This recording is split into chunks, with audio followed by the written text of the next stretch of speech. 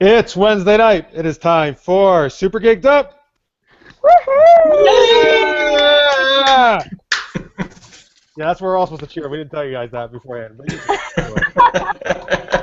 all right, my name. Welcome to Super Geeked Up, your live weekly geeky pop culture show. My name is Jeff. Thank you so much for geeking out with us. And my name's Nicole, and like Jeff said, you are watching Super Geeked Up, the live weekly geeky pop culture show, where we play fun geeky games, talk geeky news, have on really awesome geeky guests like tonight, and throughout the show, please feel free to tweet in to us at Super Geeked Up and use the hashtag SGU. And we like to kick things off with the geek tweet of the week. So, in light of it being almost New Year's, we have a New Year's theme geek tweet. What would the New Year's resolution of a fictional character be? So really just pick your favorite fictional character and let us know what you think their New Year's resolution would be, and make sure to send it to @SuperGeekedUp, hashtag SGU. So Jeff, why don't we start with you? Okay, I got two Force Awakens ones that I came up with just before we started the show. So BB-8's New Year's resolution will be to go on a galaxy-wide trip with R2-D2, who's like his idol. And so I think that would be a great buddy trip with those two together. But then C-3PO would be jealous, of course, but that's okay. And then Kylo Ren's New Year's resolution will be to watch all the clips he can get of Darth Vader to learn how to be a really awesome villain, not a whiny little loser like he is. Oh, that's a good one. Yeah, I definitely I wanted to do something with like R2-D2, so I'm glad you picked that one with BB-8 because that's awesome. Well, so what is yours then? Well, I actually went in a completely opposite direction, and I don't even know if you guys have seen the show The Unbreakable Kimmy Schmidt, but the character Titus Andromeda, he is so funny in that show, and he's like constantly trying to be this like working actor. So I think his New Year's resolution would be like to find an agent and to become a star. Like he has to make that happen is what's going to happen this year, and so that's what I picked. Like a Broadway star, not an off-Broadway star, but a Broadway star. Let me share a couple before we go to our guest here. Let me share some tweets that were sent in earlier in the last couple of days. Carlos Battery69, what's up, Carlos? I say he's watching live right now. Says the Human Torch is going to take the ice bucket challenge, which I just think is hilarious. That is funny. Cy-Frey says the Doctor from Doctor Who's resolution would be kiss my wife with 13 different sets of lips all in the same night. Oh, wow. Very nice. Raisa Devereaux, who our guests know well, says Arrow, so Oliver Queen from the show Arrow, resolution is actually take down an opponent by himself with the same efficiency he had in Season 1 and Season 2. Nice, I like that. Which is, we've been watching Arrow, that's very accurate, actually. All right, anyway, let's, Marx, what is your, who character would you pick, and what was your... So I picked BB-8. And oh, wow, popular. I know. New Year's resolution is to become a pro pool table player.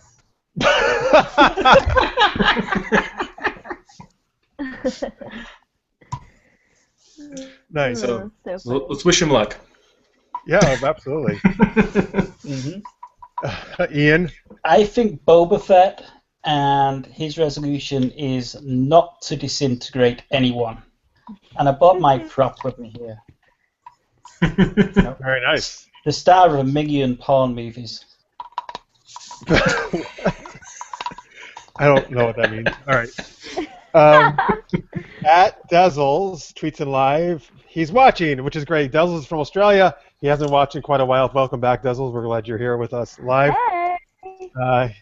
And Marcia McHale says, okay, I disagree on Kylo Ren being a whiny loser. Anakin was a whiny loser. Hashtag Kylo is my man crush, no shame. Oh, wow. That's great, Marcia. That's cool. I Good think for you. it's just Kylo's super sensitive. It's like what it is, and so I just think he sucks as a villain. And I think Anakin doesn't look whiny at all compared to him personally, but that's okay. It's just very emo.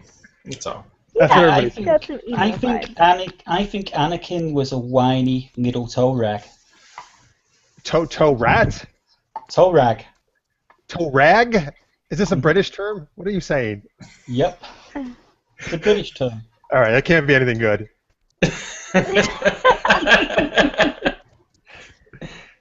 At the Deepu says right now, Ray's resolution would be to, we have a Force Awakens kick here going on, obviously, would be to go find and hang out with Keira Knightley because she might as well be her younger sister. I never actually thought that. They do kind of look alike, though, I guess. Oh, yeah. They do have the dimples and the big smile. Yeah.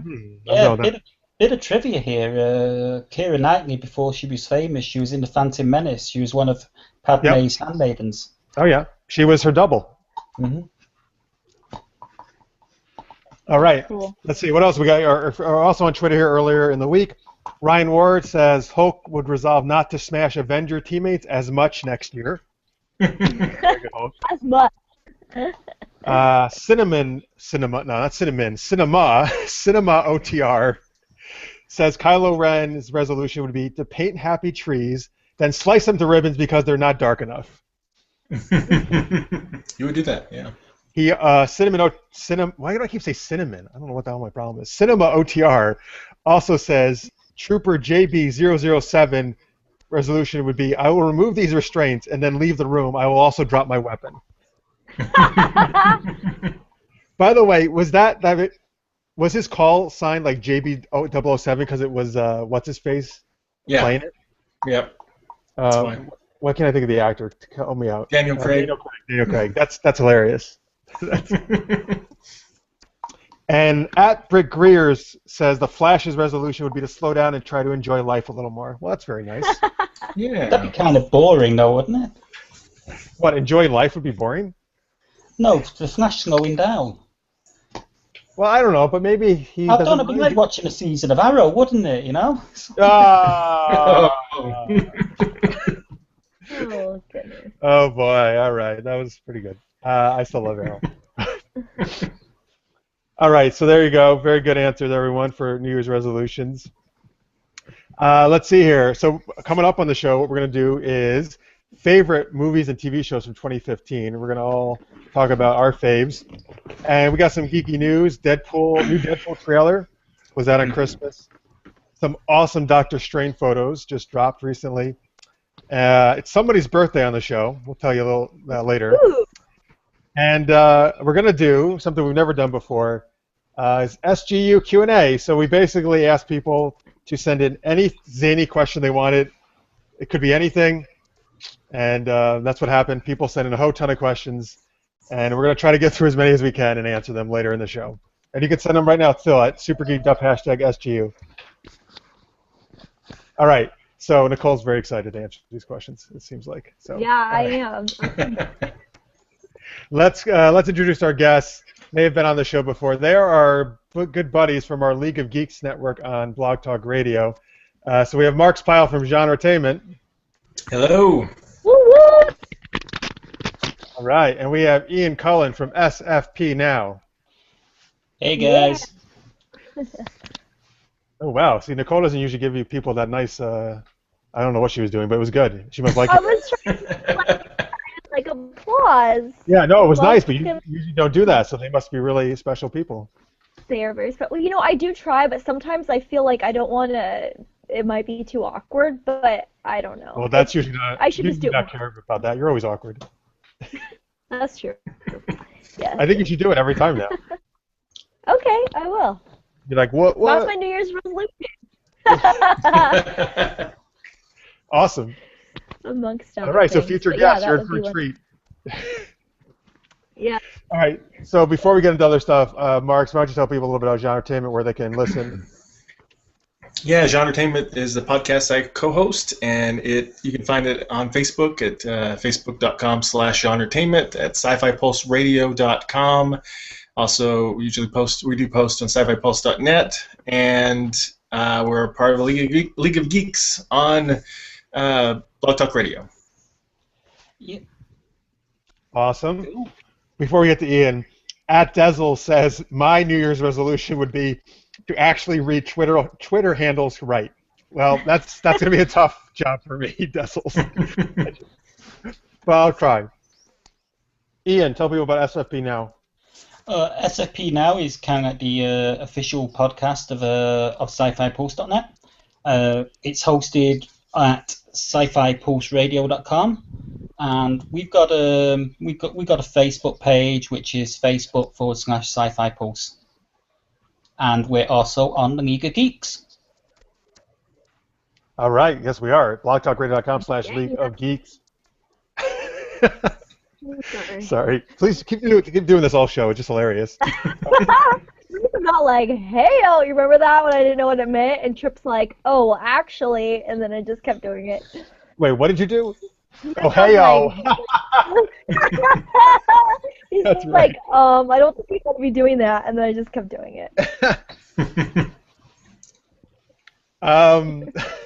Sorry, people are sending us crazy questions as we do this live. Anyway, all right, let's get into our You know what? It's a little early to take a commercial break. Usually we do it, but I'm going to hold off. I'm going to be zany, and we're going to do it after this next thing. I know you're sad about that, folks. It's okay. All right, so let's get into our favorite movies and TV shows from this past year, 2015. For TV in particular, I think an excellent year, and movies, I don't know, so-so. Well, I don't know. I'm just saying, I don't think it was fine, but I think there's been more epic years for movies, I guess is what I'm saying. Yeah. Okay. Yeah, I get what you're saying. I'm not saying it was bad, but, there's just been other years. But TV, you're just saying had a little bit more. Yeah, I think TV stood out more for me, I guess is what I'm saying. This year. Okay. By the way, folks, if you don't get enough of movies and TV on this show, I was on a show with Marx and Ian, and they just released it actually, late last night, right? We just put it up. They just put it up. Yep. And the whole show is all about movies and TV from 2015. So you get tons of more stuff there if you don't get enough here. And where is that now, guys? On Sci-Fi Pulse? Yeah, it's on SciFiPulse.net. It's also been published at SciFiPulseRadio.com. Yeah, it's a little over 2 hours long, so It's an epic. Oh, because we started doing geeky tangents about stuff. That's why. Yeah. Yeah, Matt said it down from something like 6 hours. Oh, stop! We weren't even talking that long. All right. Anyway, if you're listening or watching, folks, please send in your favorite movies and TV from this past year as well. We'd love to hear it. Now, it doesn't have to be a new show. It could be a TV show that's already was already on and just did a new season. Okay, let's start with movies. So, Marx, give me a couple of your favorite movies this past year. I'll clear your throat first. Very important. Good. Yes. Well, Ant-Man. Okay. Yes. Hopefully I'm not taking any of your guys's, but I liked Ant-Man. I watched all of the Marvel Universe movies, and that was a really good one. My favorite this year. Yeah, you know what's funny, Marx? Because, wait, didn't Avengers 2 also come out this year, right? Yeah, but I agree with you. I enjoyed Ant-Man so much more than the second Avengers movie. Yeah. And I was telling these guys last week, I just watched it last week, and I thought it was going to be absolutely terrible, but it was fantastic. Remember. I can't believe how good this movie is. Mm-hmm. Yeah, Jeff kept saying, oh, I have no desire to watch it. I bet it's going to be stupid. And then all of us kept telling him, no, seriously, you need to watch it. You'll really like it. And he's like, no, I'm not going to. I don't know, maybe if I have time. And then you did, and you totally blew it away. You didn't expect it to be that funny and that good. You're all crazy. Yeah, You're just prejudiced to short people, Jeff. That's not true. I love Nicole. She's short. Yeah, I'm short. Yeah, I'm really short. I'm with Except you guys. This angle that I have the camera, I look tall. You look gigantic. You look Right. She's doing Supreme like Commander Snoke going on here. Or Snoke. Sorry, Ian. What were you saying about Ant-Man? I was agreeing with you guys. I actually preferred Ant-Man over Avengers. I mean, I enjoyed Avengers, but I felt Ant-Man was, he had more comedy in it. It was funny. Yeah. Yeah, totally. I liked both, but yeah, Ant-Man was way better. I thought it was different. I've never seen anything quite like it. All right, Ant-Man's a good choice. Tweets coming in right now. Chris Hadley says Ex Machina was an awesome movie, terrifying and at the same time visually dazzling with great acting and story. I haven't seen that. I want to see Oh, it. is I heard it's really great. Ex Machina? I always called it Ex Machina, but maybe it is Ex Well, Machina. I'm doing the it's a actual. I'm doing the like Latin version.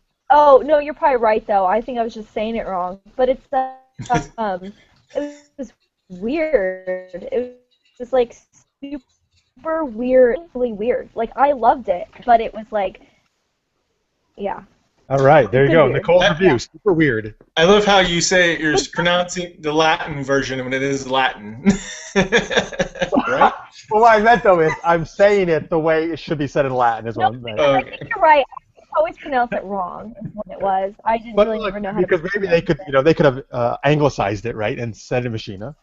They could have done that. Sure. Mm-hmm. Or it's just me, just not knowing how to pronounce it. Because there you go. Fun fact, folks. I was an ancient history major, so I've taken Latin and ancient Greek and hieroglyphics and all that stuff. There's something you might not have Oh known. wow. So if there's ever a Very cool. Stargate for real, they're gonna call you. Oh yes, because I'm the most expert Egyptologist on the planet. Yes, you got that and the geek side. It's a great blend, I think. Who needs Daniel Jackson? Just call me. Yeah. Kate at Trek 1000 says she's on TV shows already, but Once Upon a Time and Grimm are her favorite shows. All right, very good, Kate. All right, but let's go. Let's movies. So I'm sorry. yes.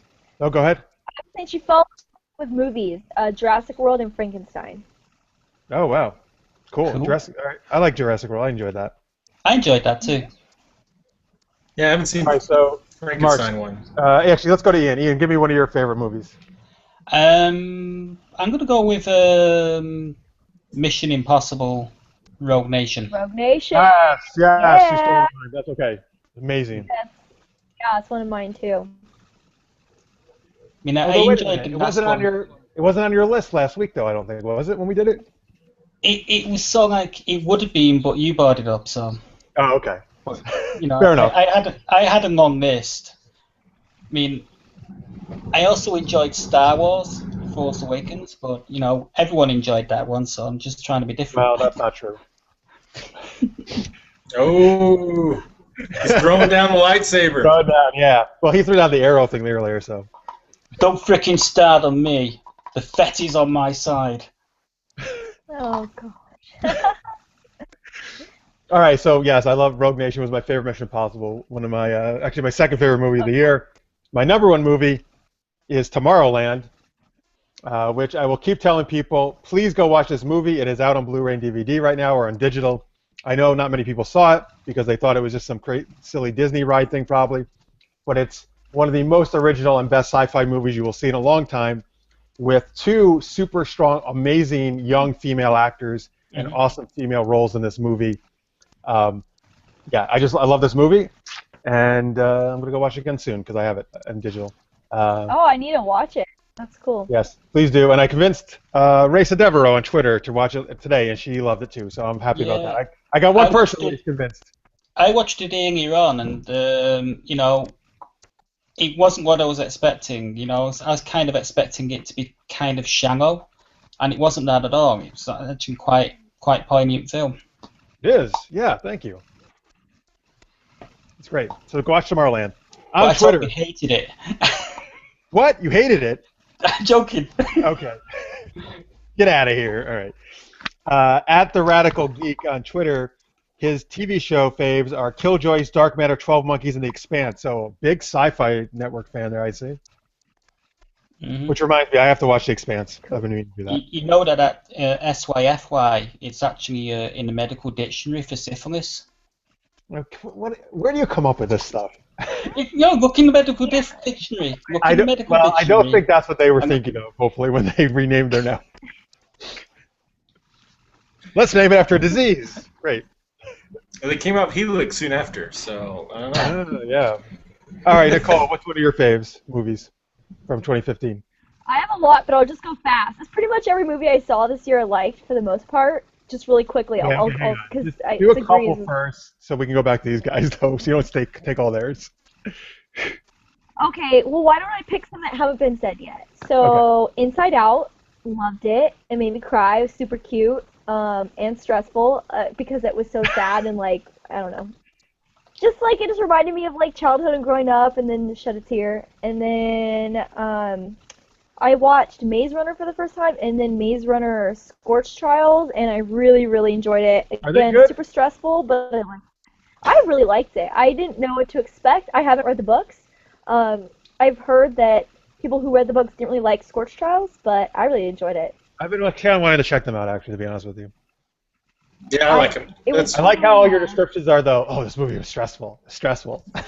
Yeah, it was, but it was like so good though. The way they wrote it and just Maze Runner though is like there's pretty much no female characters. I mean, there are some, but it's basically like predominantly men. But it's interesting because the way they do it, I don't know. It's still really, I think, interesting even without. I don't know how. I mean, I don't know how to describe it. It's just an interesting concept because it's not like they're fighting over a girl because there really isn't any girl, so it's interesting. It's not like a love story, you know what I mean? Like how young adult kind of they have a love story. It's not really like that at all. Yeah, I agree. That was Maze Runner Scorch Trials was one of my picks too. So they all gay? Yeah, it was. No, they're just. What? Ian, come on. They're just a bunch of guys on the trapped together. Yeah, they're trapped together, but they have to survive together too. So it's cool. I don't know. I liked it a lot. It's got Peter Pan from Once Upon a Time, right? Yeah, he was good. Yeah. Does it? Yeah, he was good in Once Upon a Time. Robbie And the Kay, guy- I think his name is. The stars the guy who plays Styles on Teen Wolf. So Oh, that's going to come up later, I think, in the show. probably so. Yeah. The other cool thing about it is an Asian actor lead, and that's not very typical in movies. And it's not just like, oh, this is, like he is the lead character, and so that's really cool. In Scorch Trials? In both Maze Runner and Scorch Trials. Oh, okay, cool. All right, on Twitter, Anthony Davis actually says one of my other faves. He says the Peanuts movie was the best movie of 2015. Great to see Charlie Brown on the big screen. Couldn't agree more, Anthony. I thought you said penis movie there. Every time I say it, that's what people think. I did too. Peanuts. Every damn time we freaking joke. The Penis movie was great this year. Right. Ian, we know you love watching porn, and we've already established that. But that's not what Anthony's talking about.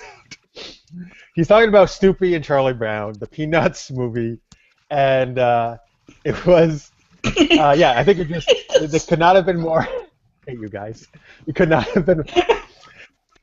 It was such an accurate, I think, representation of everything Charles Schultz did with Peanuts, and which is my favorite comic strip, and it was just great, and I loved it. And if you like the comic strip, you got to go see the movie. You'll love it. Mark, what else you got? It comes out on New Year's Day here, I think. Oh, go see it. UK, so. But please don't talk about penises when you're there, because the kids will be there. Or nuts. Well, yeah, okay. So Ant-Man, Maze Runner, Scorch Trials, Hunger Games, Mockingjay Part 2. I enjoyed. I like the Hunger Games series. Julie's favorite, and I didn't think I would like it, but I did. Another pick, just to try to find like a dark horse indie type one that wouldn't be picked probably or seen, is Parallels on Netflix. We interviewed the creator of that show, and it's a lower budget show, but I'm a big fan of sliders, so I like parallel universe stuff, and that's what it deals with. So you know what's funny? I know the director of that. Oh, you know the director of it? Okay. Yeah, no, we've met at festivals and stuff. You've been at some of the same festivals that he may have been at, possibly. Oh wow, I didn't know that. But I watched that too, and I enjoyed it. You know what's interesting? I've been meaning to ask him this. That very much it was presented like as a movie, but it very much seemed to me, and as a TV pilot is what that was. It was supposed to be, yeah, originally. There was a petition actually trying to get it to become a TV show by Fox, and or at least a series of movies or something at the very least. I don't know if that's gone anywhere at all or not, but they were trying. But I liked it. It wasn't quite as It wasn't quite Sliders, like the very beginning of Sliders, but I just liked it. And it was a little darker and edgier than Sliders too. And if you haven't watched it, it's about a building that you go inside it, and it can take you to another parallel universe where the building exists, and Cool. and mayhem happens. Yes. It seemed quite a bit darker than Sliders for me, to be honest. It is. Well, I don't know. Sliders pretty dark near the end. Well, that's when it got like really shitty, though. Yeah. That's when you don't want to watch it. On Twitter, Marcia McCall, Always Geeky, says, favorite movies of the year, Star Wars, Avengers, Jurassic World, Daddy's Home. That's interesting. That just came out, right? Will Ferrell, Mark Wahlberg. Oh, yeah. All right, Ian, you got another one? Have I got another one? I can't think of one off the top of my head. I was going to say Spectre. Yeah, okay. Well, you can say that. So, yeah, say Spectre. He was going to, but something prevented him. Yeah. But he said it anyway. Nicole, what else have you got? I mean, actually, all of mine have kind of already been said, but the one that hasn't been mentioned is I really enjoyed Mad Max a lot, too. Fury Road. Yeah. I wanted to see it really bad. I haven't gotten to yet. Yeah. So. That's the other one I wouldn't believe people on, but after Ant-Man, now I guess I got to go watch that, too, and maybe people are right It about was that. okay. I've seen it. It was okay. But I'm not really a huge Mad Max fan anyway, so... It's a little mad. Mm-hmm. Hey, Nicole, do you have our co-host Tanya, who's not here, unfortunately, because she's sick? She sent, I think, her favorite movies in. You got that list? 1 second. Sorry, I gotta pull this up. Okay, so... Oh, wait. Where'd it go? Oh, I'm sorry. So, some of her favorite movies... So, Mad Max Fury Road, The Force Awakens, Jurassic World, and then some that we didn't mention, and I don't even know if anyone else has seen it.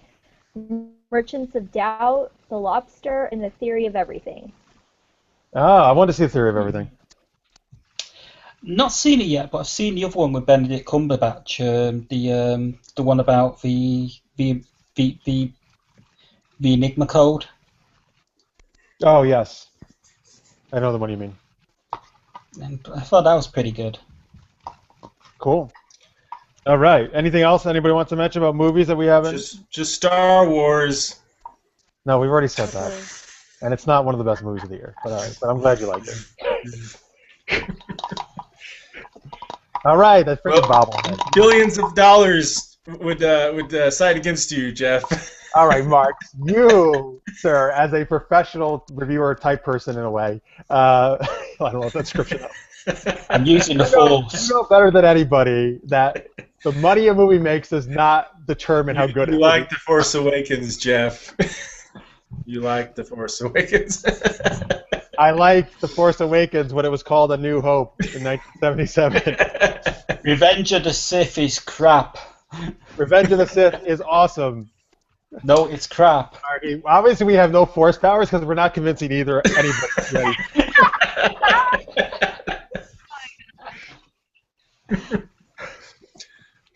All right, so feel free to keep sending your choices, folks. Let's go switch over to TV, which I think we're all pretty excited about TV this past year. Yep.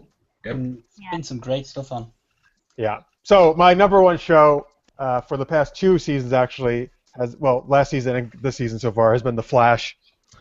I do not think to be honest with you, could have done any better job that they're doing with that show right now. It's just phenomenal, and such good storytelling and twists and acting, and yeah, man. And again, I love this season. I love the character of Patty Spivot, which is just like the coolest thing ever. I mean, oh my God, she's so good. Chantel Van Santen is the actress, and awesome. And her and Barry are just so great together. So yeah, I'm super excited about The Flash. Cool. And I know you guys, right? I think almost Marx and Ian, right? You're Flash fans. Yes. The only problem I had. Yes. I got to indulge in a bit of streaking. It's good. Oh God. So good. The only problem I had with The Flash, which we mentioned, we went in more depth than that other special, was was I didn't like the transition between season 1 and season 2. I thought they should kind of overlooked the complexity of time travel with the complications of killing off. I don't know if I should spoil or not, but killing off a bad guy in last season. Yeah, I wanted to see a bit more of what was going on when he was running through the time stream. At the end of the first season, when he, I want to, it'd be kind of neat if they did a series of episodes where it was actually set on the parallel Earth where all that was happening. Yeah, I think it'd be cool if he got trapped on Earth 2 and had to get his way back. That'd be pretty cool. Oh, that'd be interesting. Yeah. I think they've been doing good stuff with the Earth 2 stuff, though, who they've been bringing over, with all that stuff. And Yeah, for sure. The parallel version, okay. Again, guys, some spoilers here if you haven't watched all the Flash. But the parallel version of what's Harrison Wells is great this year. Oh yeah. Yeah, I'm glad they brought that actor back. Yeah, Tom Cavanagh is a brilliant actor. Oh yeah, he's so good. Yeah, What's funny? Oh, sorry, go ahead, Ian. I thought he was brilliant as a warden in Yogi Bear. Well, you know what's funny? Because obviously it was just Christmas. He starred in all these like Santa movies, like a series of Santa movies, and I was like, what the hell is Tom Cavanagh doing in this? Like back in the early 2000s. But like, all right, it's cool. And I'm still hopeful they'll use the multiverse storyline to let Supergirl make a guest star appearance, or vice versa. Yes. Mark said on the other show we did, he came up with some cool theories about, particularly if Supergirl does not survive after one season, how she could appear in the Flash as from a parallel Earth, which would be epic, I think. Yeah. She might even appear in Legends of Tomorrow if that gets picked up for another season. If that we've got one season that coming up, but if that gets picked I'm up excited for that. It can change the lineup. All right, on Twitter, Marcia McHale says, I'm super sad to hear you didn't like Star Wars, Jeff. Well, so Marcia, it's not okay. Just watch last week's episode. We did a whole huge Star Wars discussion. I did enjoy it, but I go in there why I had issues with it in that show. It was a good discussion. I think we had a lot of different viewpoints from both sides of it, so it was a really good discussion last week. All right, but there are tons of spoilers last week, folks. If you haven't seen Star Wars, just as a warning, go watch it first. All right, what do you got, Nicole? What's one of your favorite shows of 2015? Yeah. Well, I'm gonna say these together because they kind of go hand in hand. Daredevil and Jessica Jones were two of my faves this year. Mm-hmm. A lot of people would agree. Me too. Yeah. Jessica Jones wasn't too dark for you? Oh, it's too dark they for were me. very, I can't very watch dark. that first episode. Yeah. Oh wait, which one are we talking about? Jessica Jones. Jeff? Oh I've yeah, only seen no, the it was first really episode. dark. Yeah. Okay, but see, I'm a huge fan of Kristen Ritter from Don't Trust the Bee in Apartment 23, and so, it was really stressful. I could only watch one episode a day. Couldn't watch it before I went to bed because it was really it was very intense. But I liked it a lot, despite it being so intense. Yeah, it was great. And it was and it was really weird how it ended. Like not in a weird way, but just I wasn't sure if they were gonna go there at the ending, and they did, which is actually kind of good because now it then you know that what's coming next is I don't know if she's gonna get a season 2 or if it's just gonna be in what is that? I forget the name of it. It's got season 2. Oh, it does? Okay, because I thought. Yeah. It's Okay. been renewed. So otherwise, it would have been that League. I'm forgetting the Justice League. Defenders? I think. Thank you. Okay, sorry. Not the Justice League. Wrong universe. I'm sorry. I know. I couldn't remember what they called themselves. I'm sorry. Yeah, I know it wasn't Justice League. I just couldn't remember. So I just threw something out there. On Twitter, Alexander Martin at 2am_Bachelor says Patty Spivot is a really welcome surprise in the Flash. All right, very good. Marcia McHale says two shows she liked last year that are coming back for their second season are Agent Carter and Gallivant. I actually did really like Gallivant. That was a fun, goofy musical, medieval type show. Carter I did not really dig though. Okay. All right. That's all we got. I guess that was. Love the face, Ian. Um,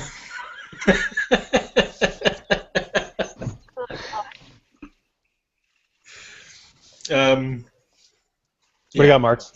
Okay, what do I got? Let's see here. So you guys got some of the superhero ones already. So I liked Killjoys.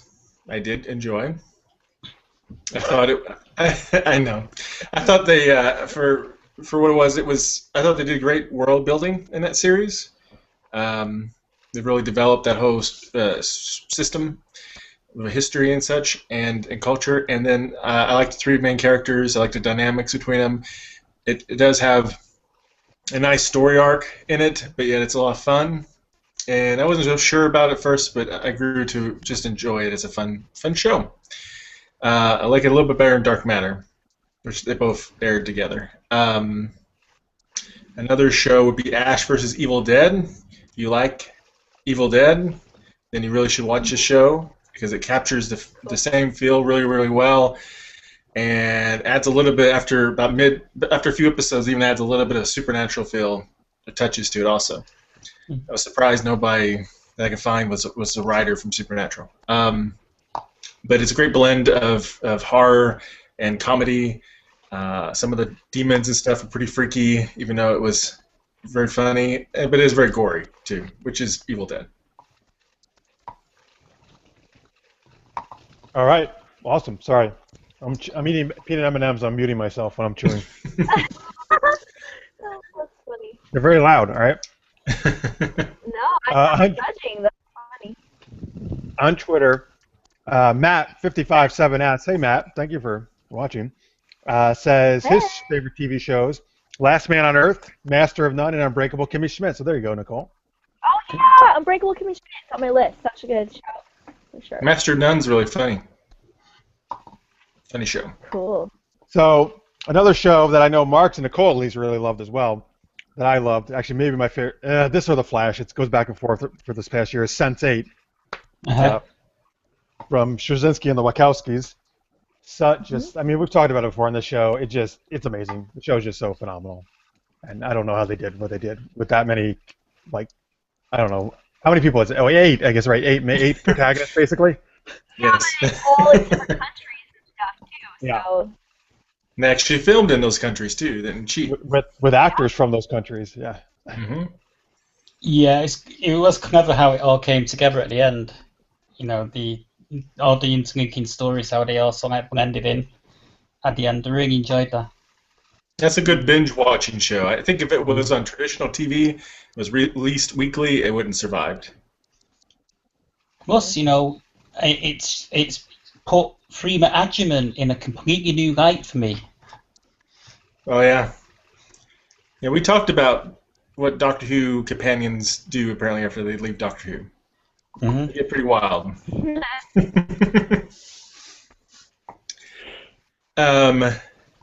Okay, I'm sorry. Anyway, can I? No, go ahead. Go for it. So a lot of those I agree with. Or I like to. I do want to give a shout out to Expanse because I got caught up finally. I watched episode 4. I wasn't so sure about the show. Right off the bat, it's got again really even better world building and really elaborate sets. You can tell they put a lot of thought into it and have really tried to flesh out the world. 3 different storylines, 3 different locations they're happening at the same time, and a big conspiracy deal going on. It was a little slow at first, but by episode 4, you're like, wow, this is really kicking in high gear. It's starting to feel a lot more like elements that you like from Battlestar Galactica or some other shows. And I'm really curious. I haven't read the books, so I'm really curious where they're going to go with it, and I'm getting kind of hooked on it right now. So, cool. Well, I've got 2 I want to throw out here. First one's Star Wars Rebels, the animated Star Wars show. I think that's really been kicking ass this year. Especially enjoyed the 2-parter, Siege and Lothal, with Darth Vader, you know, where he kicks Kanan and Ezra's butt. You know, I thought that was actually a really good two-part episode. And the other show I want to throw out there is one that I don't think gets enough love, is Librarians. Yes. Yeah, I just think that show is so fun, and it's a lot lighter than a lot of the other shows we're talking about. It's more of a lighter sort of like fantasy show. Yeah, like Warehouse 13. Yeah, it's actually lighter than Warehouse 13, I think, because Warehouse 13 got pretty dark. Yeah, I agree. But, Yeah. Well, Ian, people on Twitter agree with you. Alexander Martin just tweeted about Star Wars Rebels being like his surprise one that he really liked of 2015. And let's see here. Chris Hadley at Film Writer 4 says his favorites are Empire, Blind Spot, Quantico, The Librarians, and The Americans. Cool. I've never actually seen The Americans, and they've got some of it on Netflix here, but I've never actually sort of like gotten into it. I want to mention a couple more real quick. Don't go in depth or anything. There may be a little non-sci-fi, or at least two of them are. Mr. Robot, really awesome. Just how they tell the story is really great. About a hacktivist. And Lon Meyer, if you watch Netflix, Lon Meyer's a really cool modern-day Western police mystery type show that is based on a book series that it was a surprise to me this year, and I really enjoyed. And then I want to mention one more real quick that I really like, that it's not brand new, but it's new to me, is Teen Wolf. I fought against Teen Wolf for a long time, probably like you with Ant-Man, Jeff. I was like, Teen Wolf, and it's on MTV.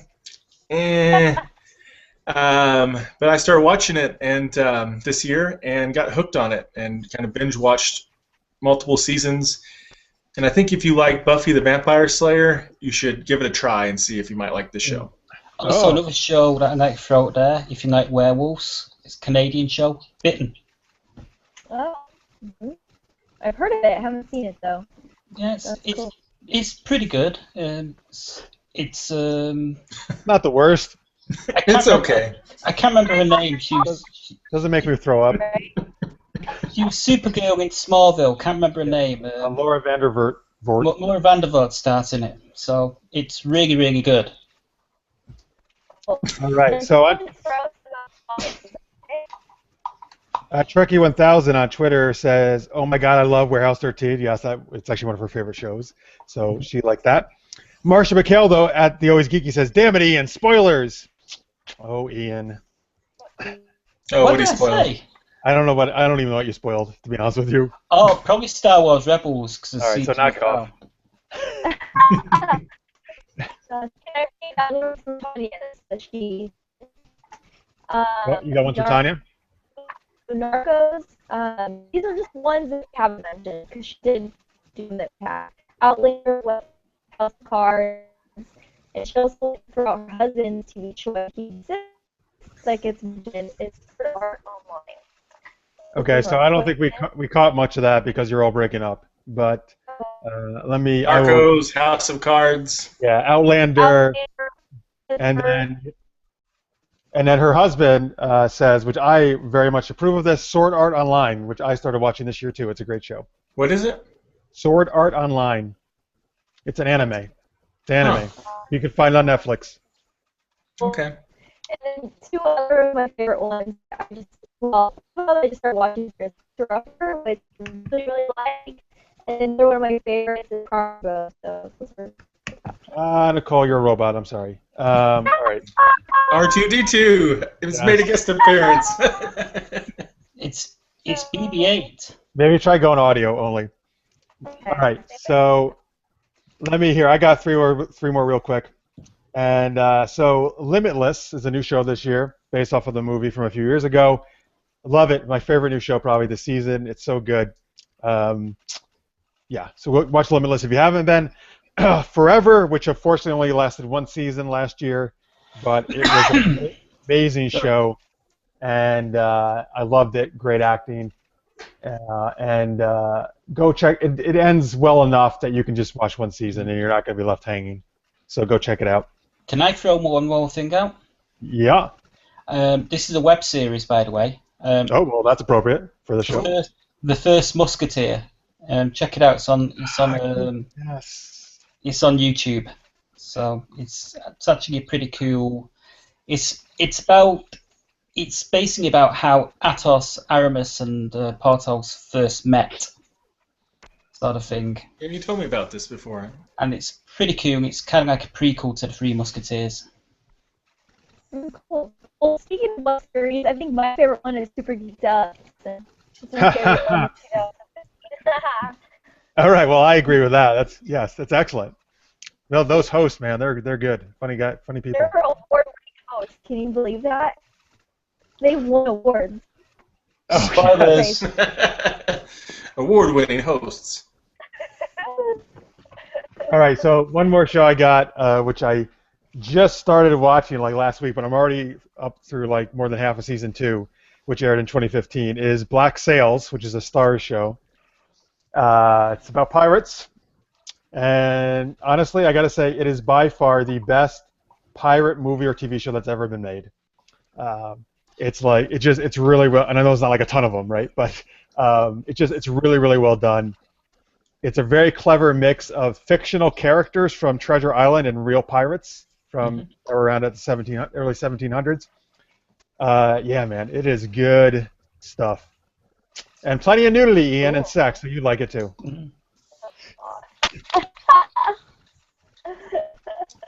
He's gonna start watching it right now. Yeah, he is. Actually, I'm good. What's that? I don't even know what you're talking about. All right, so I guess that cover all the TV shows we want to talk about? Yeah. I think so. There's so many TV shows though right now. That's what's great. It's the golden age of TV, right? Mm-hmm. Yeah. It is a good time for TV. All right, well, thank you guys for sending in your choices as well on Twitter, both movies and TV. Excellent choices.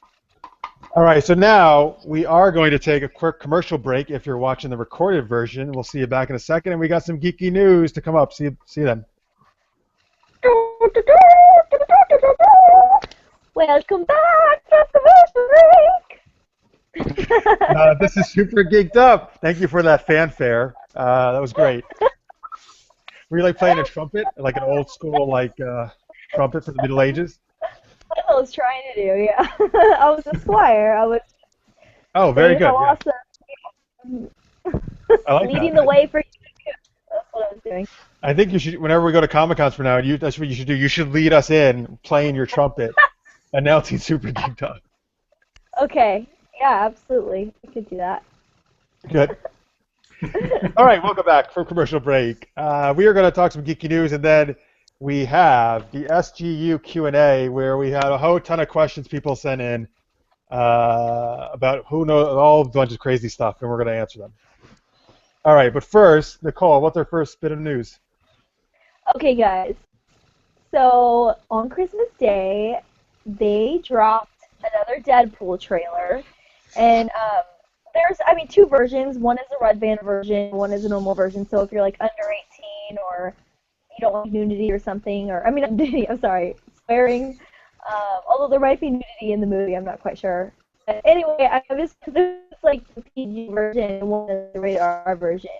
So did you guys get a chance to check out at least one of those versions of the trailer? And what did you guys think? Yeah, I saw the normal both. one. I saw both. No, Yeah. aren't you special? What'd you think? Go ahead, Ian. I'm looking forward to it. I've seen the trailers. I'm really looking forward to it. But I only watched this trailer for this show, really. So I didn't want to watch the trailer initially because I don't want to spoil it too much for myself when I go see it. Yeah. So this show caused you spoiled it for Ian. You're going. Yes. Damn it. Damn it. I actually, it's interesting. I really like the trailer. It's funny. It's just a couple things new from the other trailer, but I think it just kind of gives away the fact that I wanted to see it. It really just didn't know what it did for me. I don't think it was like spectacularly different. You know what I mean? It just made me like, oh god, I still want to see it. I mean, I like the Comic-Con one they showed at San Diego Comic-Con. Did a lot more for me than this one. Like that one really blew me away, and it blew the whole crowd away. Like it was by far the thing that went over the most amazingly in Hall H at San Diego Comic-Con. So this one was kind of tepid compared to that, to be honest with you. But yeah, I'm really looking forward to seeing it. I think it looks awesome. Yeah, I do too. I think it's going to be interesting to see how a mature superhero movie, or at least age appropriate mature, is going to do in the box office. But it's really true to the character in the comic books, so I'm really excited about that, and I'm excited to see this kind of movie because it's totally different than another X-Men reboot or Fantastic Four. So. Yeah, that's a really good point because you're right. Usually, all the comic superhero movies come out are kind of more geared towards the whole family because that's how they get a lot of their money is marketing and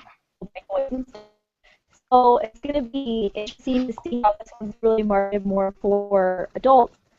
I mean, adults are the ones who get the tickets anyway, so I think it should hopefully prove to studios that you can do that, and that's okay. Just to make a superhero movie geared towards adults, it'll do so really well. Alexander Martin on Twitter says, Nicole, I didn't know you had them auto-tune skills. When is your mixtape coming out? He's saying that because your mic is really cutting in and out. Maybe try exiting the show and coming back in. I think she needs to sing something right now. Yeah. Sing us a pop song. I know, you're putting me on the spot. I don't even know. Sorry, I don't know. I can try coming back in, but try that. Okay. All right, so all right, there we go. So yeah, all right, we're looking forward to Deadpool. It's just actually not too long in February, just a little over a month away, right? February 12th, I think. All right. Oh, right before Valentine's Day. What a nice Valentine's Day movie to go see. Yeah. Yeah, perfect. All right, so the other news, we have new Doctor Strange photos have just recently been released on Entertainment Weekly. Are you doing Doctor Strange motions there, Marx? What are you doing? I'm trying to. Very impressive. Yes. Well, that's more Frankenstein, isn't it?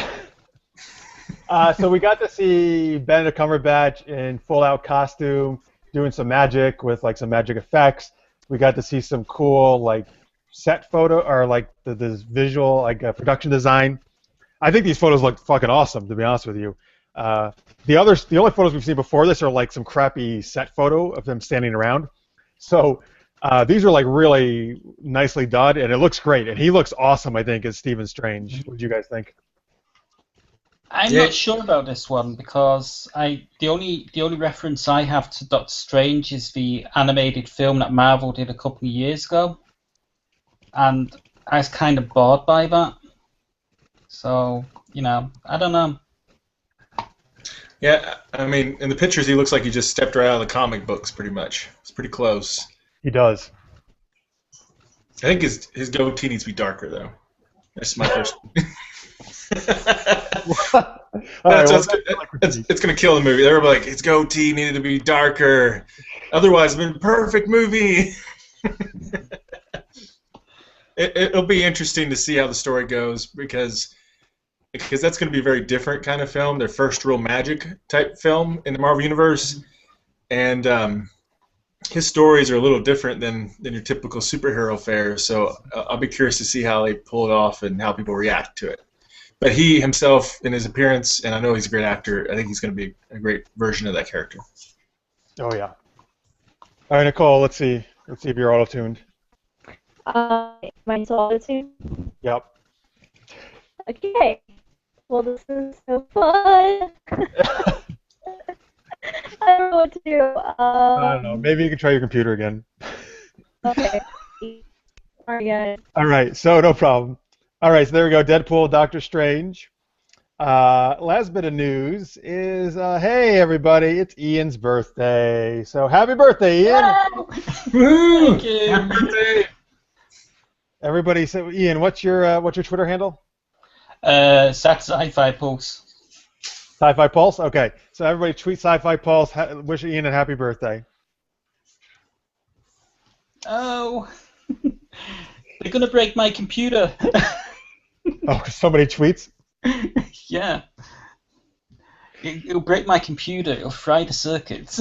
Right, because there's like millions of people watching right now. Yeah. It'll All break right. the internet. All right, so there we go. That's the geeky news. Hi, Nicole.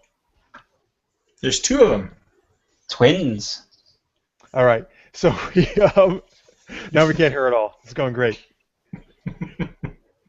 All right, so let's see here. We're going to do some SGU Q&A in just a minute. Before we do that, I just want to let you know, folks, that we have a Patreon campaign going, and Patreon is a way where you could support us if you dig what we're doing, and you want to support us, help us. Ian, stop eating so candy, making noise. Mute yourself, will you? What are you doing? Sorry. Jesus. I thought he was gonna rattle some change, like. Like, here's your Patreon money, quarter. All right, anyway, Patreon is a way, if you'd like to help us, improve some of our, mics and video capabilities and all that good stuff and take SGU to the next level, we'd really appreciate it. You can donate any amount you would so desire. You can go to supergeekedup.com and see our video right there, or patreon.com/supergeekedup. We got a lot of cool rewards and all that stuff. And we also do a cool geeky poem that you're going to get sent if you donate. One of our awesome Patreon supporters is Maria Duran, and she is a marketing coach and trainer with a company called KNOW, like Ignite, also known as Team KLI. And they provide educational webinars and workshops, online marketing for small businesses and nonprofits, and they provide services to help you get known, get promoted, and get business. You can visit teamkli.com for do-it-yourself resources, or do it with, sorry, and I just lost I can't read. Okay, basically visit teamkli.com to market you or market your business. There we go. Tanya usually takes care of that part of the show. So, sorry, folks. But Maria's awesome. She's super supportive. She watches every week, and she's awesome. You can follow her at Maria Duran, and yeah, check out all the cool stuff she's doing. All right, there we go.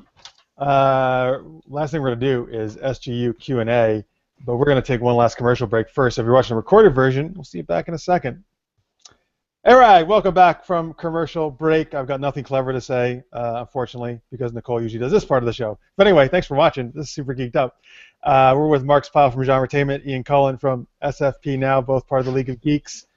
And it is time for Super Geeked Up Q&A. All right, so this is where folks sent in a whole bunch of questions to us. We said they could anything they wanted. All right, so I know that was probably a big mistake, but that's what we did. So we're going to read off these questions. Mark and you guys can help me out doing this, and we're going to answer them. Okay, right? well, I got one here from Kate at Trekkie1000, and she's asking, how did you come up with the idea for SGU? Oh, well, thank you, Kate, for asking that. So Super Geeked Up actually came about from my web series Super Knocked Up. If you haven't seen that, you can check it out on the same YouTube channel as Super Geeked Up's on.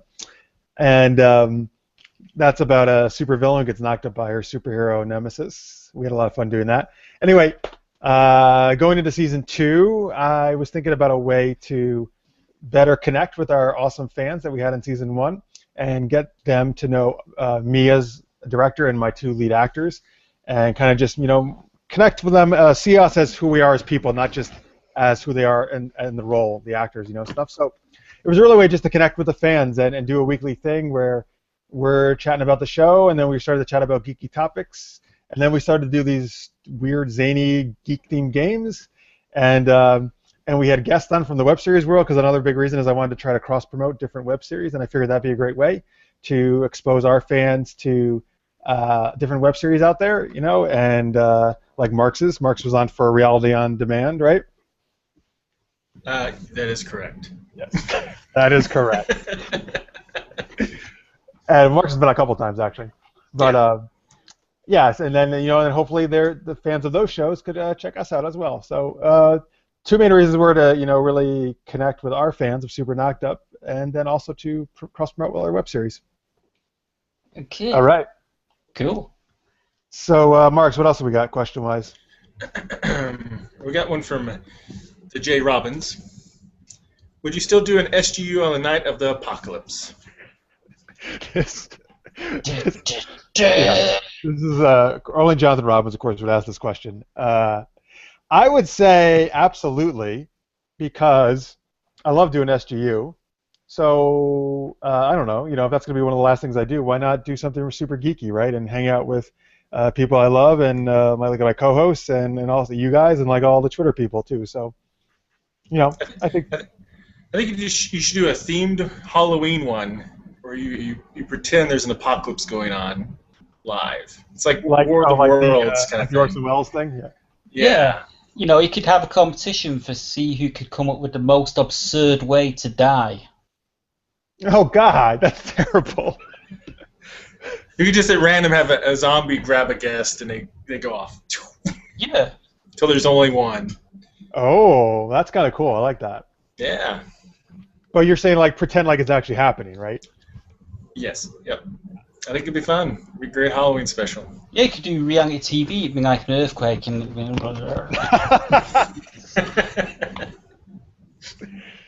Nice. All right, there we go. That's what we're gonna do next Halloween, I guess. All right. Kate at Trek 1000 also asked, and this will be good for all of us, I think. How did you get interested in web shows? Hey, Marx, how did you get interested in web shows? How I got interested in web shows. I got interested in web shows because back in 2007 or so, I was writing for different websites, sci-fi websites, and I discovered some web shows. And I was doing interviews. I interviewed Damien Kindler, who was doing, at the time, the Sanctuary web series, which would become a TV show eventually.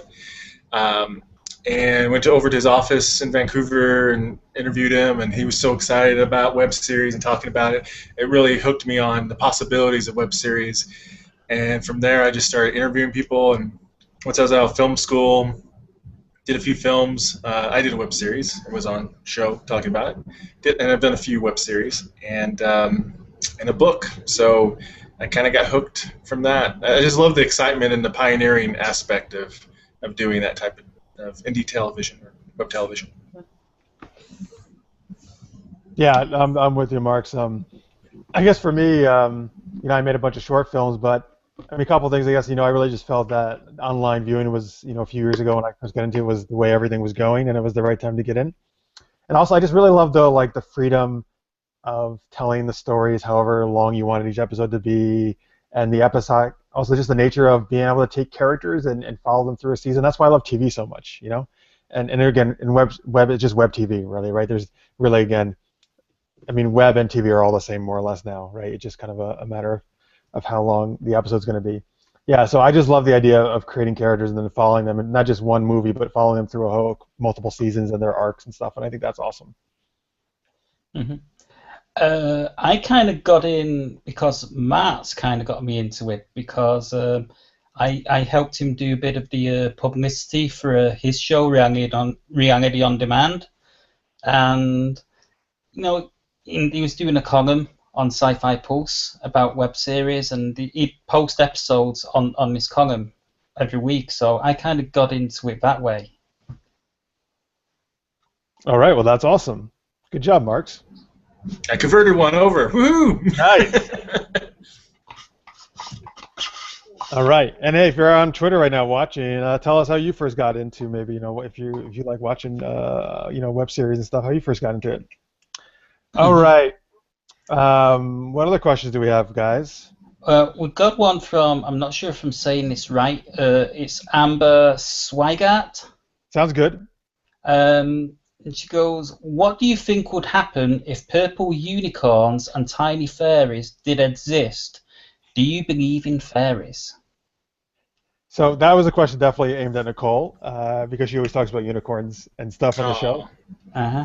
Well, what do you guys? So what would happen, guys? Purple unicorns and tiny fairies existed. Well, unicorns, yeah, but purple unicorns, come on, let's get real. I don't trust unicorns. Don't turn your back on a unicorn. You might end up getting poked. So just not, Oh my God, what is wrong with you? I actually like the idea of a purple unicorn. I think that's cooler than a white unicorn. I think so. I do. I would like to have the purple unicorn.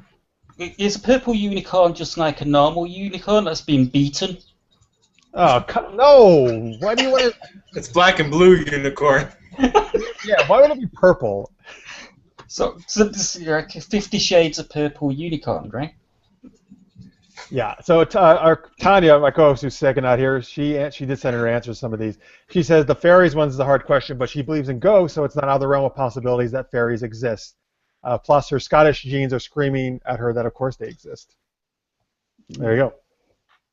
I kind of think anything's possible. I think you'd be kind of narrow-minded not to think anything's possible, you know? It's kind of like, do aliens exist?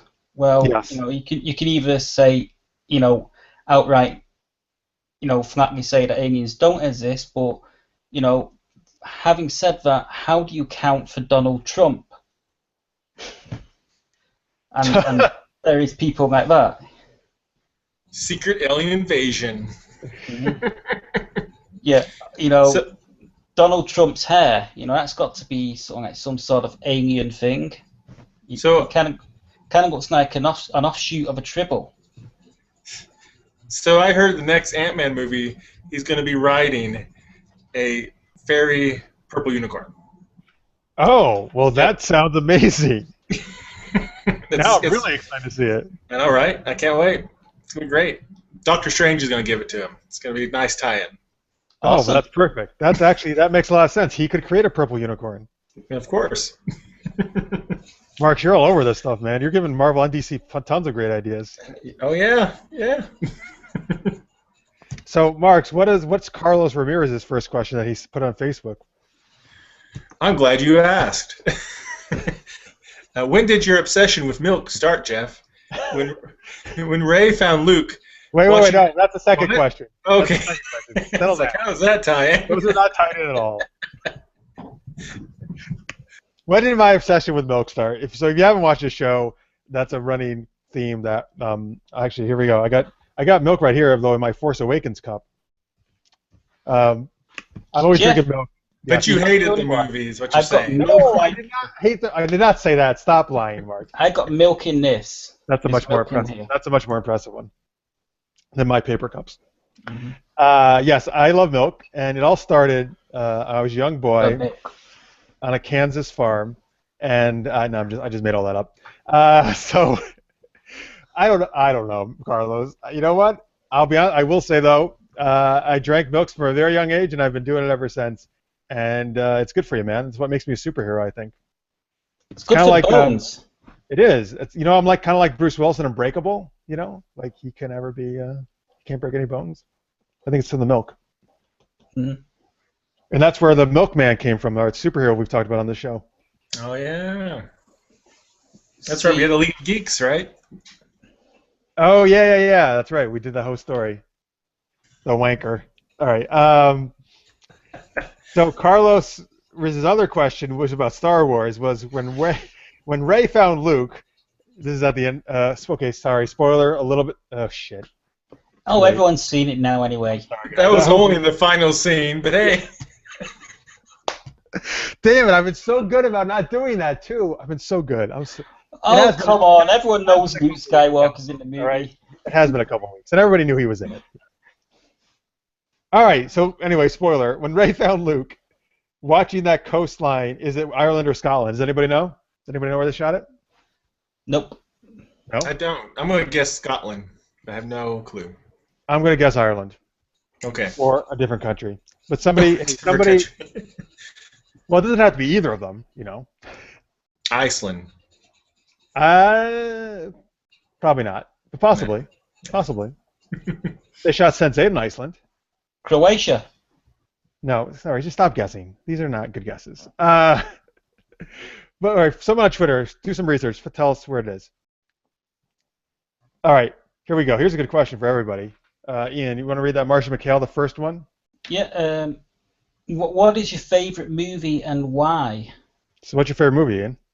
Oh man, that's a tough one. There's so many. I have to say the first movie that really grabbed me, that I went to see at cinema, was the original Star Wars movie, A New Hope. Nice. Well, that is a fantastic choice, sir.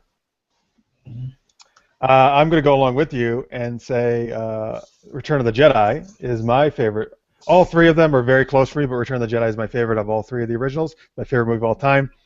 I think I've talked about it before in the show, but I think it's just such a great culmination of so many things of that trilogy, of Luke's arc, of what a wonderful redemption of Vader, which the whole thing is really a redemption story of Anakin, you know. And yeah, there's just so many wonderful things, and Luke will not give up on trying to save his father, and that's just such a wonderful story, I think. I want to say The Force Awakens because it will frustrate you and push you closer to the dark side. Nope, you will never get me to the dark side, and it's not your choice either. I know you're a liar. It's in Ireland is the place. I looked it up real quick, just so you know. Mhm. Okay, there you go, Carlos. Um, Wait, Marshall McHale has more information. It's the Skellig Islands in County Kerry, Ireland. There we go. Ah. but yeah, I don't know. It's hard to pick just one movie, but the Star Wars movies are probably going to be it. One of them. See, there we One go. of We the- could all one agree of on the- that. Episode 4, 5, and 6. One of them. Yeah. Another movie series that I like, and I never got to see any of these at the cinema because I was too young at the time, were the original Planet of the Apes movies. Oh, interesting. Cool. I think the live-action He-Man movie might be my favorite. Well, come on. That goes without saying. That's a work of art. I know, right? You know, I heard supposedly they were working on redoing it, but then I think it just fizzled out or something, right? They were going to do a new movie of it or something? It's a tough one, but you know what? I wouldn't put it past anybody because they're going to do. Did you hear about the whole toy universe, like G.I. Joe, Micronauts, ROM? They're going to do all those, and they're going to link them together as a cinematic universe. So who knows what's possible? Boy. Oh, Yeah, boy. they have been talking about doing a new Masters of the Universe movie, but I've got a feeling that there's all sorts of legal issues that are sort of like preventing it from happening, and there's directors and writers and creative differences that are just stopping it from happening, really. But you know what would be neat if you're going to do toy stuff, properties and crossovers is G.I. Joe versus Transformers. I think that would be cool. Yeah, well, they used to do that back in the day in the 80s cartoons. Yeah. Yeah, well, what would be the tagline for that? Well, wouldn't it? It'd be plug and pray, wouldn't it? Plug and pray? Transformers. What's the praying part? I have no idea. It's just that the Transformers. Or plug and play. All right, let's move on. On Twitter, @thedeepu said, with my milk story about Kansas, I should have kept going with the story and dubbed myself Jeff L. I should have, and like the whole Clark, Superman thing, being from Kansas. Dezel just tweeted in, Zany question, if you were planning to kill a viewer, who would it be, why, and how? I think he's trying to get me to say it would be him because he always gives me a hard time. But no, Dezzles, I'm not going to. No, I would not kill any viewers. We love our viewers. Maybe Ian I want to get rid of with his crazy things he keeps saying on the show, but...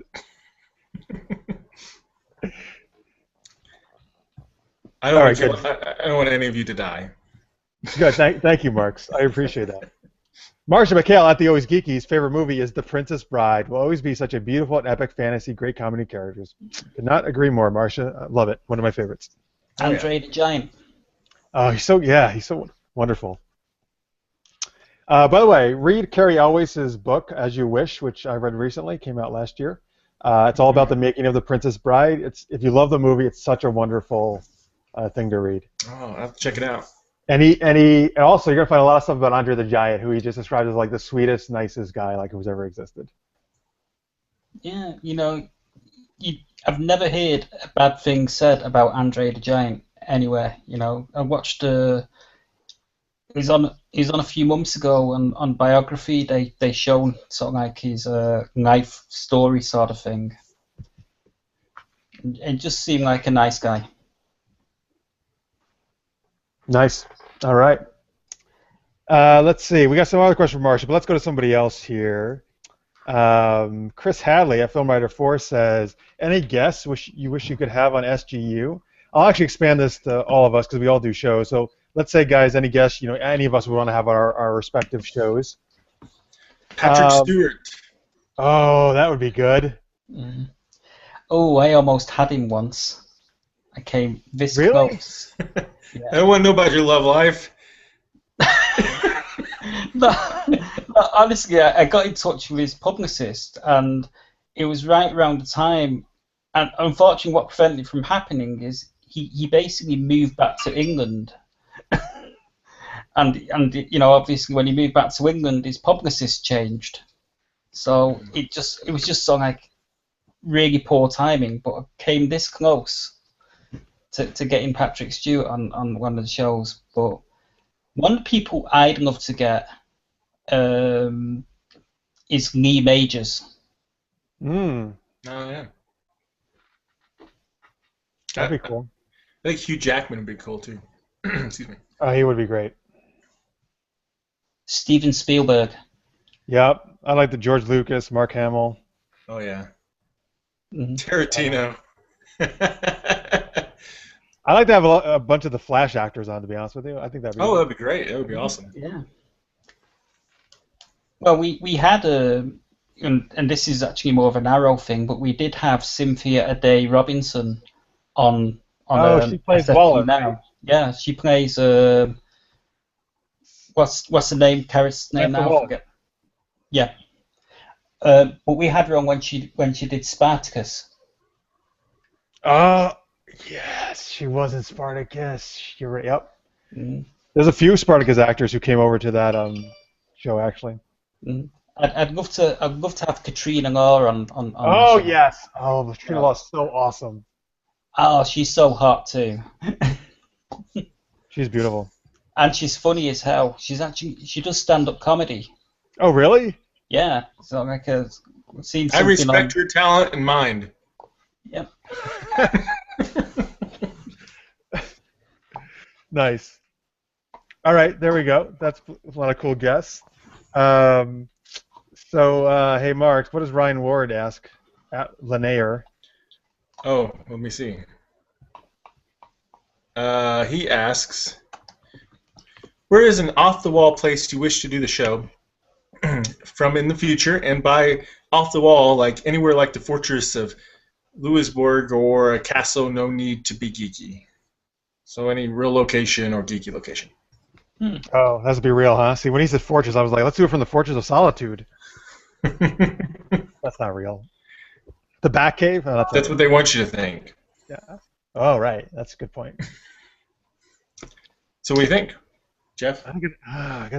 I would absolutely love to do it from a castle because I love castles, and I got to visit a whole ton of awesome castles in Scotland. That would be pretty cool. What about you guys? I mean, you do shows too. Any thoughts about a cool off-the-wall place to do it? The space station while floating around completely weightless. Oh, That'd be Zero cool. gravity. I just did that. I thought you were going to say completely naked. For some reason. Oh, well, I was going to say a porn set, but I thought, nah. The International Space Station, that would be really cool. I agree. Too much background noise, Ian. And the White House. The White House, oh, interesting. Yeah. I'd like to, for some reason, do it on the Orient Express. Oh, yeah. I've been having this kick about like riding trains and like those old school trains with like the cabin and stuff or things. I think are just the coolest thing ever. How about time traveling back in time and doing the show on George Stephenson's rocket? Who's George Stevens? I think George Stephenson, he was one of the inventors of the steam engine, did a steam engine called Rocket. Okay. I think. I'll have to double check now because you've actually questioned me on it. So. How about you travel back in time and you do it on the Titanic? What could go wrong? Come on.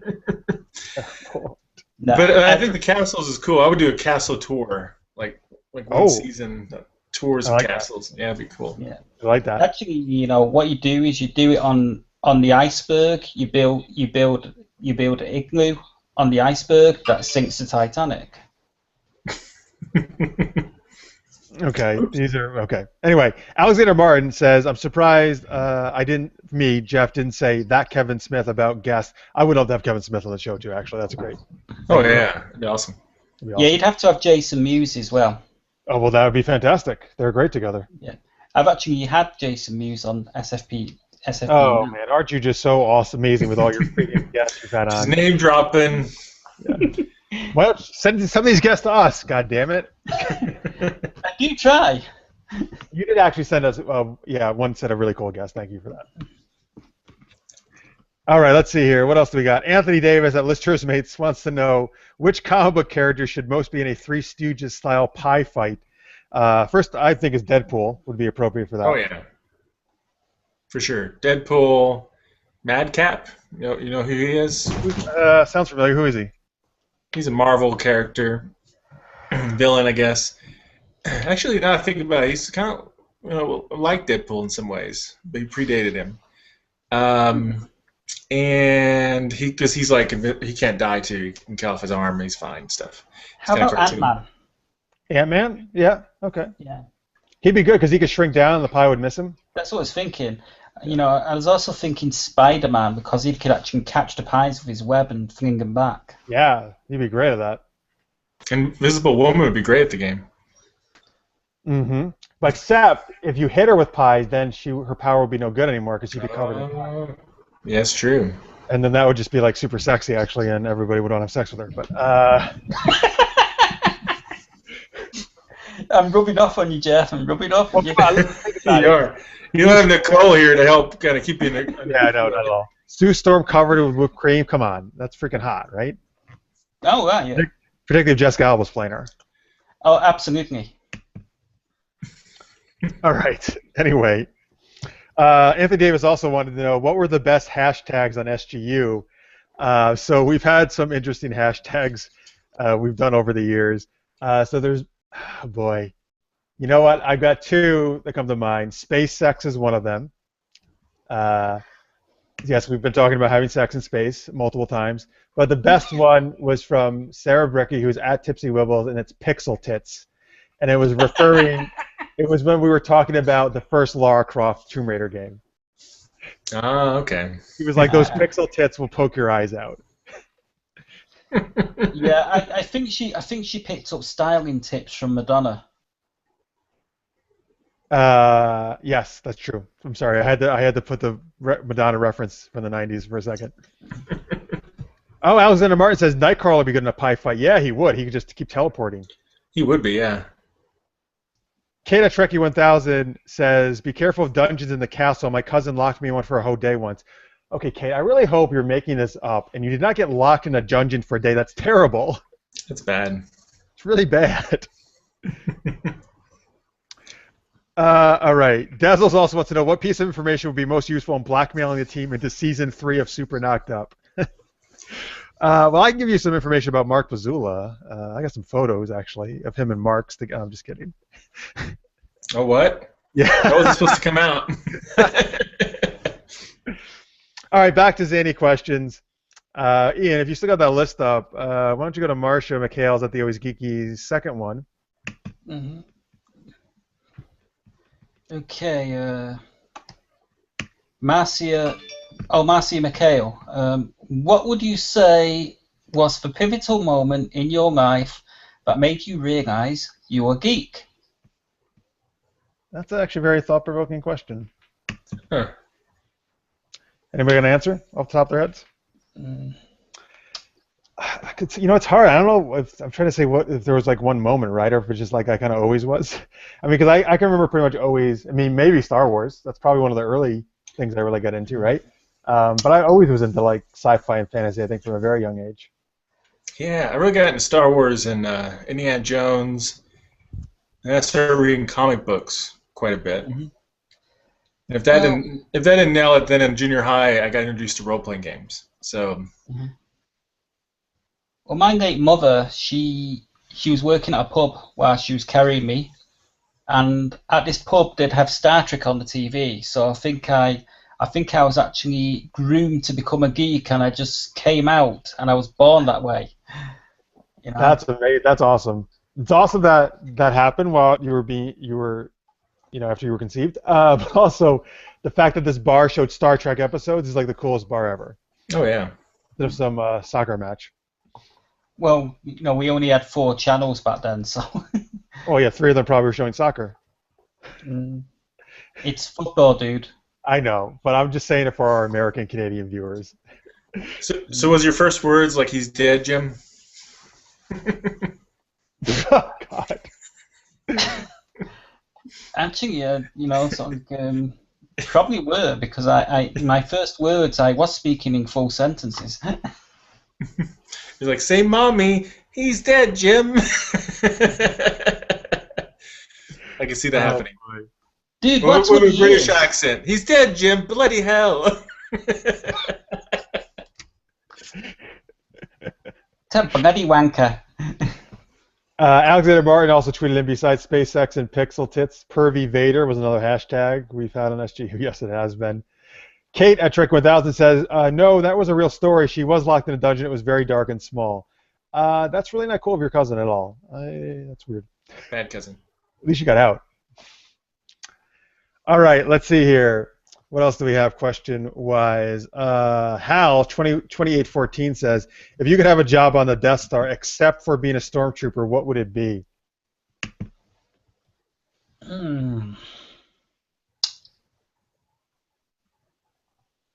Anybody have What's a job? What's the best job to be quickly able to exit the Death Star?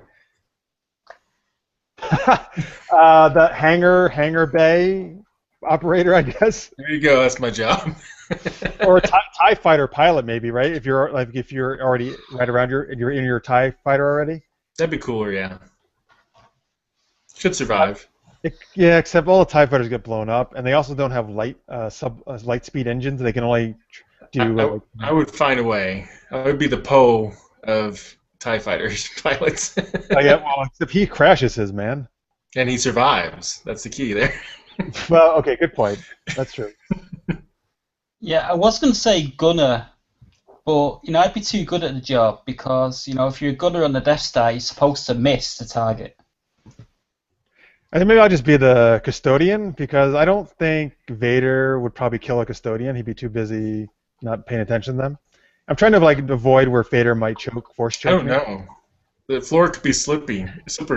He slips and falls, and then he's like, I don't know what he would say, but yeah, he would be very angry. Heavy breathing involved. That's all we know. Okay, Ed Dezzles has the best quote for what Ian said as his first word. Damn it, Mom, I'm a baby, not a linguist. Brilliant. That's good. All right, so let's see here. Marx, you wanted to do Honky Tonk Buffalo's question that he sent in? Yes. Honky Tonk. Is that at the very bottom? Okay. At Hal 2014? No, underneath him. Or did I not put him on? Is he on your list? Nope. Okay, I added it later. Sorry, guys. Okay, I'm going to read it. Okay. Star Wars, Star Trek, Hobbit, Lord of the Rings, Doctor Who, or another one. What's the greatest sci-fi fantasy franchise of all time? Star Wars. You have to pick one? Yes, for me, well, okay. For me, I will say Star Wars if I have to pick one, but Star Trek is such a close second. Like for TV, Star Trek, film, Star Wars, but if I gotta really pick one, I'm gonna go Star Wars. Same with me. If it's TV, it's Star Trek. If it's movies, it's Star Wars. And after Star Trek on TV, I would say then Stargate. Really? Interesting. I'll say Star Trek. Okay, cool. Which is the original your favorite? Well, so like it's the first thing I've seen Star Trek before I've seen Star Wars, so I got into Star Trek first. Okay, it's cool. And prior to that, it was $6 Million Man. Excellent, nice. So both at the Deepu and Alexander Martin said for the non-stormtrooper Death Star job, escape pod maintenance or escape pod attendant. That makes sense. Oh yeah. You can get the heck out of there real fast. Those are good ones. They are. I want to be a Sith Lord. They're just more than one. If there's more than one? Wait, if there was more than one. Really? Well, if you're Empire. If you're Empire, okay. Yeah. All right. I say yes. Well, yes. But you're right. They don't fare that well either usually. No, at least they get to have some fun before they die. All right, so No. at Eros Orocho says, and again, I'll expand this to your guys' shows, not just Super Geeked Up. Who has been a favorite guest? And then he goes on to say, maybe a certain 6'6" Patreon supporter with a knack for wearing Batman T-shirts. That's actually Eros himself. Yeah, yes, of course, Eros, you are our favorite guest. But he also asked seriously, like, who has been a favorite guest? See, the only problem with these questions is we really have fun with so many guests, and I obviously don't want to pick somebody over another. But I will say one thing that definitely has always stood out is the first time the Hench crew was on, mainly because some of them were so drunk, and it was like probably the most ridiculous, crazy, off-the-wall episode we've ever done with the most foulest language probably you've ever heard on the show, and just absolute insanity went on in that episode, and it was just, we were all dying of laughter. Any favorites on your guys' shows? No, it's hard to think about. Or any memorable ones? But well, David Patterson, Peterson. I'm sorry if I'm misremembering the name. He does conlaning, creates languages and such. He created a Dothraki language for Game of Thrones, the languages on Defiance. And that was a really interesting episode. We've had another conlaner on since then, but I've never really dealt with conlane before and constructed languages, and that was really it was a fun episode and something really different. Sounds really awesome. Ian, why don't you start name dropping again? This kind of hard because I've been doing the show since 2009, so I've had all sorts of people on. But one of the standouts for me would have to be Amanda Tapping. Oh yeah. Oh, that's awesome. Yeah, because she's so much fun. That's super cool. All right. So, Dezel says, I remember my first time on the show, I was so hungover. Oh, that's nice, Dezel. Thanks for letting me know. All right. Let's see. Eros Orocho also says, what was the biggest surprise in 2015? Well, I suppose I could say that Donald Trump is the leading Republican candidate for the United States president. Yeah, that is a little surprising. Any other surprises? I guess it could be anything, really. Oh wow, I don't know. The fact that Donald Trump has a stylist. What?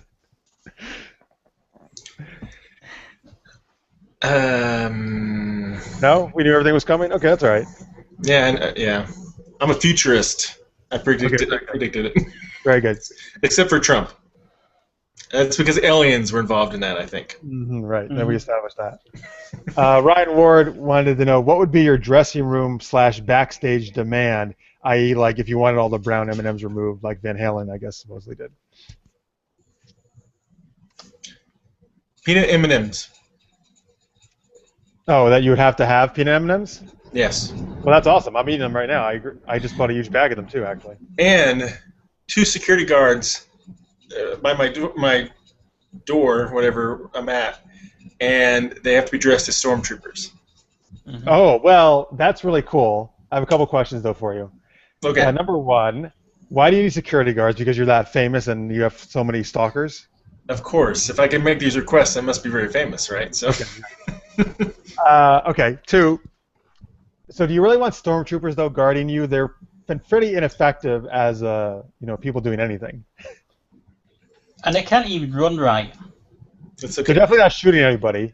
They could take a bullet while I run another direction. Oh, okay. That works. All right. The ultimate Secret Service people. Well, here's the thing. What is with the stormtrooper armor? Like, why are they wearing this armor if it does nothing? I was telling somebody that the other day.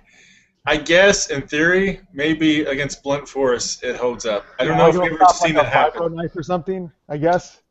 I guess. Like melee weapons?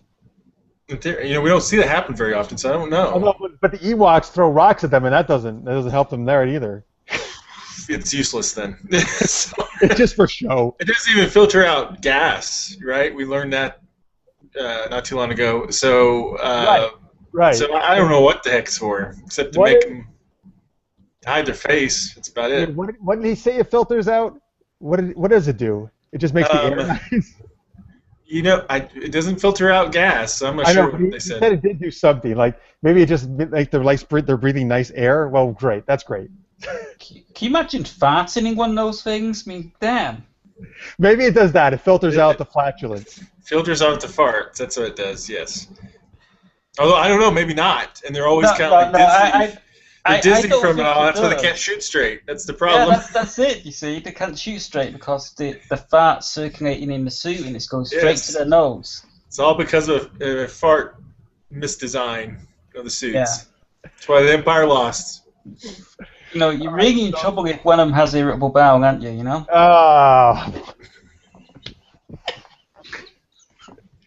Where's Trooper JP-007? Oh, he's in the toilet.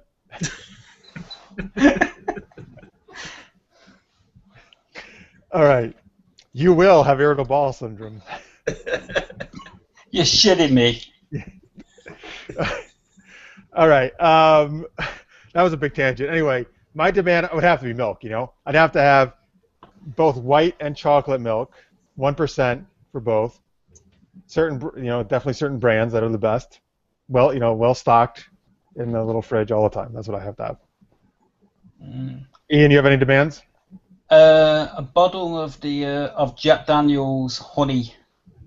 Honey? Yeah, it's Jack Daniel's honey. Okay. Whiskey. You know, I'd have to have a bottle of that in every dressing room. Every dressing room. Okay, great. At Alexander Martin at 2am_bachelor just tweeted in a really cool question. If you were given the reboot reins of any franchise, which would you choose and who would you cast?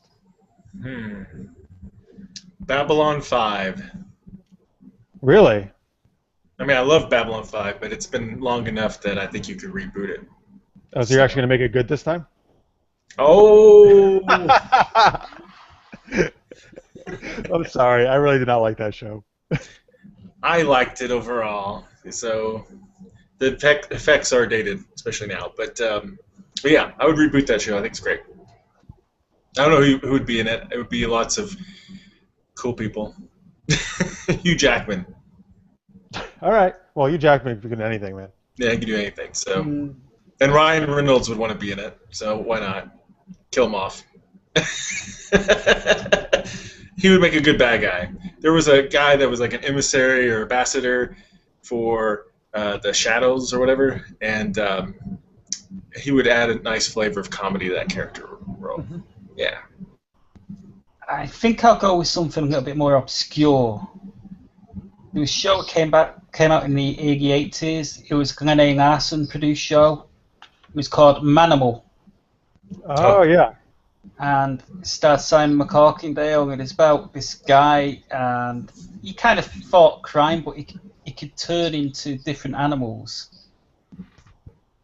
And that was kind of like his superpower. I think I'd have a go at rebooting that and make it a little bit more, serious, because it was so badly produced and acted. It was just sort of like very camp when it came out.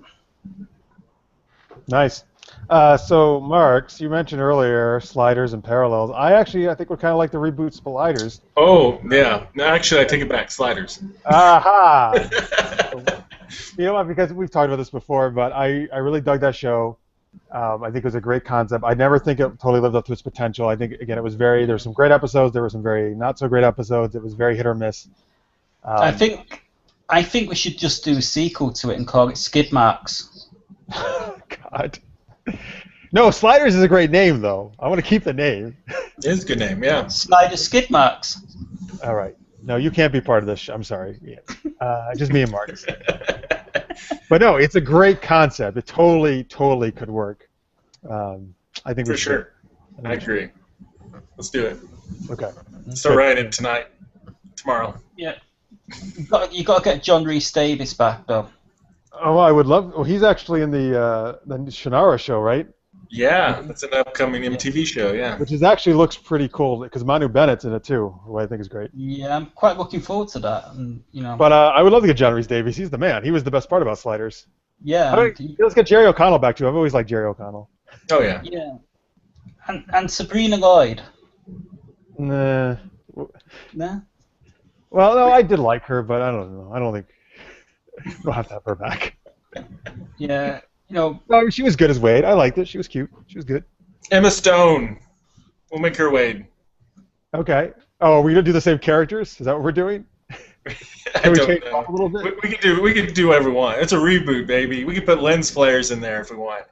Then whenever the Sliders portal opens up, it's lens flares everywhere. Boom. Okay, great. BB-8 comes out of the portal. Yeah. Yeah.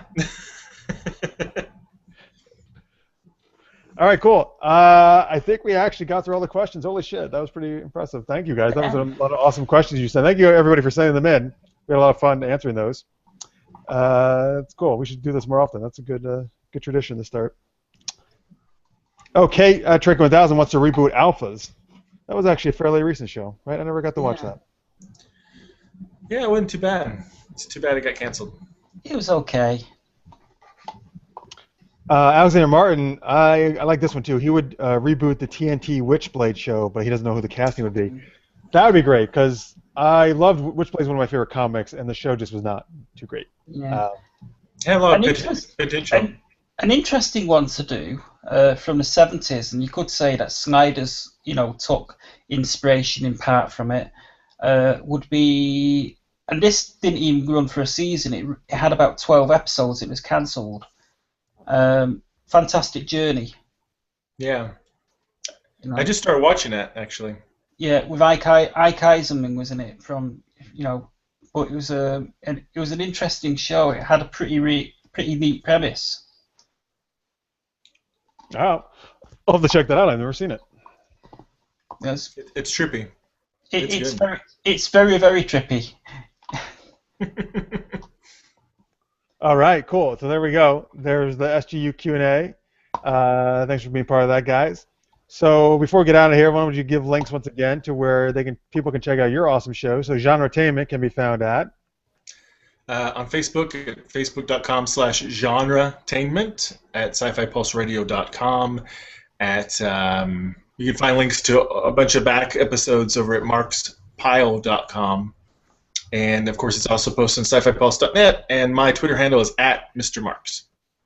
Awesome. Marx also has written an amazing book on web television we were talking about earlier. So, Marx, why don't you plug that too? Because if you're interested in web TV, folks, it's a great book to check out. Yeah, it's Television on the Wild Wild Web, How to Blaze Your Own Trail, and you can find it on Amazon, Barnes & Noble, wherever. Awesome. It's a bestseller. You got to get this book. All right. We'll say that, yeah. Yeah, number one bestseller. Or, you got to get this book or you'll be shot. Oh, God. It's terrible. You're not going to threaten anybody, gosh. And I got to write a fun, cool forward to it, so go check that out, too. So did I, too. Yeah. No, you did not. I did. What? What? Did you put a quote, you mean? I'm the only one who wrote the forward. Stop lying. I think something that I wrote got quoted in it. I think I did a review for it or something. Oh, a blurb thing, right? Yeah. Yeah. That's yeah, cool. Yeah, you did the forward, so. Mm-hmm. I did the was backward. like, oh no, Marx replaced me with Ian. Sorry, I didn't. I meant to tell you, Jeff. Awkward. I curse you, Ian. Actually, if you get the one that I did the forward for, it's really, really valuable. It's worth millions and millions of dollars. Because you're the only copy. You did on a scrap of paper and stuck it in the book, right? No. All right. Anyway, Ian, tell people where they can check out Sci-Fi Pulse. Okay, well, you can find Sci-Fi Pulse, the website at sci-fi-pulse.net. SFP-NOW, the podcast is also on there, along with GenreTainment, and you can find both SFP-NOW and GenreTainment at sci-fi-pulseradio.com. And we're also on Facebook at Facebook facebook.com/sci-fi pulse. And we are also on League of Geeks on Blog Talk Radio. Yes, you can find all three of our shows on blogtalkradio.com/League of Geeks. You can listen, have a lot of geeky stuff for your ears. I don't know. I was going to try to say something else. Just ears. Don't ask. Anyway, you can find us, of course, at supergeekedup.com. And please subscribe to our YouTube channel if you haven't. That helps us out. youtube.com/supergeekedup. You can all past episodes. You can watch Super Knocked Up. You can see some other kooky behind-the-scenes things. And at Super Geeked Up is where we're on Twitter. We always appreciate the follows, and thank you guys for tweeting as always. Happy New Year's, everybody. Tomorrow's New Year's Eve. It is New Year's Eve for some people already, like in Australia and England and stuff. Hey, what are you guys doing? Any plans for New Year's Eve? Well, I'm going to see Star Wars tomorrow. Again? Mm-hmm. Okay, cool. Yeah, I'm going to see it again on Saturday. I'm going to just spend some time with family tomorrow, bring in the new year. Very good. Yeah, it's pretty much the same as what I'll be doing in the evening. I'm not sure what's happening yet. Normally just go to my sister's place and get completely wasted. All right. We are exciting people too much with these things, I think we're saying. But I'm also just... I'm going to go to a castle. Well, that would be awesome. I wish that was true. Yeah, I'm also just hanging out with some family and friends, but I always recently I like to watch Anderson Cooper and Kathy Griffin on CNN because that dichotomy of those two is just so hilarious. I always enjoy them being on. So I'll be watching that. All right, well, please be safe, everybody, whatever you're doing for New Year's Eve. Don't get too drunk. Just be safe if you do. Thank you for watching, as always. We'll see you in 2016 next week for some more geeky shenanigans. And we may be in a special location for one of the shows soon, possibly. We'll find that out. A castle? Oh, you ruined it now, yes. In a castle in Scotland. Oh. We'll in see Ireland. Let's do Ireland. Yes. We're going to actually go to where they shot the Luke and Ray scene in Ireland. That'd be cool, and do it from there. That'd be really cool. That'd be cool. Awesome. All right, guys. As always, thank you for watching. Really appreciate it. Thank you, Marx and Ian, for being on. As you know, we'll see you next week, 11 p.m. Eastern, 8 p.m. Pacific. Until then, stay geeky, everybody.